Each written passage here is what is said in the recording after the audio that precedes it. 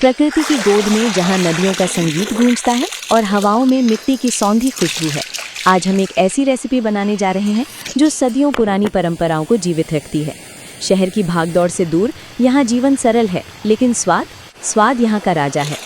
सबसे पहले शुरुआत होती है इस ताज़ा खजाने से। इन चमकदार और छोटी मछलियों को देखिए। इन्हें सीधे नदी के बहते पानी से एक पारंपरिक बांस की टोकरी की मदद से पकड़ा गया है। इनमें जो ताजगी है वो आपको किसी भी बाजार में नहीं मिल सकती। झरने के साफ पानी में इन्हें अच्छी तरह धोना इस पूरी प्रक्रिया का सबसे सुकून देने वाला हिस्सा है। अब बारी है इनके मैरिनेशन की। हम यहाँ कृत्रिम मसालों का नहीं बल्कि सादगी का उपयोग करेंगे। थोड़ा सा नमक, शुद्ध तेल और बारीक कटी हुई हरी प्याज, इन सबको एक साथ मिलाकर हम 1 घंटे के लिए छोड़ देंगे। ये समय बहुत ज़रूरी है ताकि मछलियाँ मसालों को सोख लें और पकाते समय इनका मांस अंदर से रसीला बना रहे। इंतज़ार के इस समय में क्यों ना जंगल की सैर की जाए। पहाड़ों में लगे ये लाल लाल जंगली फल, जिन्हें यांगमेई या वैक्स बेरी कहा जाता है, कुदरत का तोहफा है।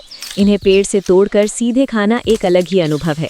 खट्टा मीठा, स्वाद से ताजगी से भरपूर। अब हम अपने मुख्य बर्तन की तैयारी करेंगे। बांस। कुदरत ने हमें ये अद्भुत चीज़ दी है जो न केवल टिकाऊ है बल्कि खाने में एक अलग ही सौंधी खुशबू भर देती है। ताज़ा कटे हुए बांस के टुकड़ों को साफ करके उनमें खुशबूदार चावल और झरने का शीतल जल भरा जाता है। इसे आग की धीमी आंच पर पकने के लिए रख दिया गया है। बांस के अंदर का भाप इन चावलों को ऐसा स्वाद देता है जो प्रेशर कुकर कभी नहीं दे सकता।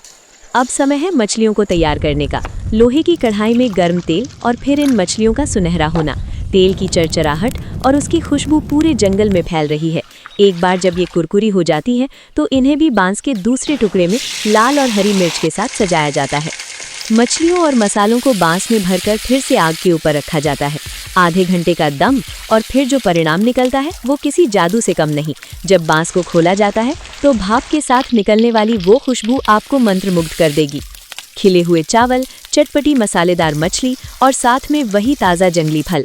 नदी के किनारे पत्थर पर बैठकर इस भोजन का आनंद लेना ही असली विलासिता या लग्जरी है। ये सिर्फ खाना नहीं, ये प्रकृति के प्रति एक आभार है।